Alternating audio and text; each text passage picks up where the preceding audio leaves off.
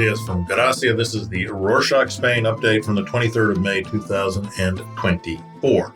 Quick summary of what's going down in Spain. Starting off this week on Monday the 20th, Javier Milei, the president of Argentina, intensified the tense diplomatic situation with Spain by calling Spanish Prime Minister Pedro Sánchez a coward during an interview with TV channel Todo Noticias. Milei's remarks criticizing Sánchez's stem from an exchange of insults last week between Argentinian President José Manuel Albares, Spain's foreign minister. On Sunday the 19th, Milei also spoke at a rally organized by far-right party Vox, where he allegedly called out Sánchez and his wife's behavior without naming them directly. He accused Sánchez of using women ministers to attack his character, referring to Sumar leader Yolanda Díaz's comment against Milei.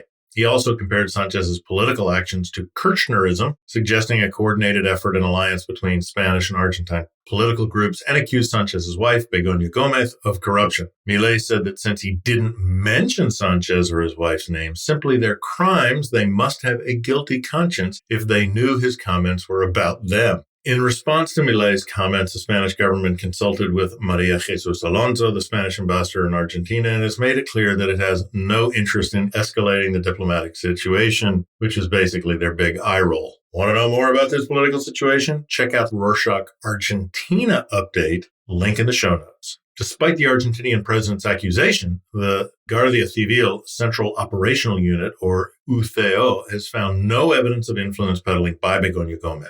The investigation focused on Gómez's alleged involvement in public aid to private companies, including a €475 million rescue for Air Europa, Spain's third largest airline. UCO report concluded that there were no links whatsoever between Gómez and these operations, and that she has not received any public subsidies.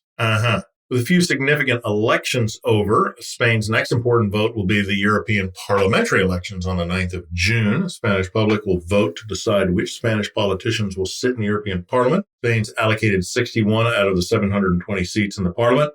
How many seats are predicted to be taken by each Spanish party? A recent poll conducted by media outlet El País revealed that the People's Party could secure 23 seats, up from 13. People's Party main rival, the Socialist Party, or PSOE, is predicted to remain steady with 20 seats, slightly down from 21. Vox is predicted to end up in third place with 8 seats, left-leaning party Sumar and Podemos wrapping up the last few spots. European Parliament voting outcome is harder to predict in domestic elections, but most polls suggest the voter loyalty remains highest with the Partido Popular, or PP. Speaking of European elections, Sumar has launched its European campaign emphasizing the mobilization of progressive citizens and the need to distance itself from the Socialist Party. Sumar is part of Sánchez's third government, which is a coalition government between the PSOE majority, Minority Sumar, which was founded in 2022 by Yolanda Díaz. Sumar criticized PSOE for not taking enough legislative action since being reelected and for having two faces where they collaborate domestically with the Liberals but with Conservative People's Party in Europe. Sumar's campaign highlights defending progressive government policies against the rise of the far right. In other news, on Tuesday the 21st, the Spanish government approved a reform of the unemployment subsidy system and the annulment of automatic dismissal due to sudden disability. New subsidy reform will protect the welfare of those suddenly deemed disabled, either through injury, ailment, or other conditions, by increasing aid amounts and duration. The reforms extend eligibility to people under 45 without family responsibilities and force companies to make reasonable adjustments before automatically firing someone who has to cope with a sudden disability. This change marks the first step in a broader reform of Europe's dismissal system to ensure compliance with the European Social Charter. Moving on. Spain and Albania have increased their cooperation against transnational organized crime, particularly in drug and human trafficking and money laundering investigations. Fernando Grande Marlaska, Spanish Minister of Home Affairs, and Taulant Bala, the Albanian Minister of Interior, signed an agreement in Madrid this week to reinforce these efforts.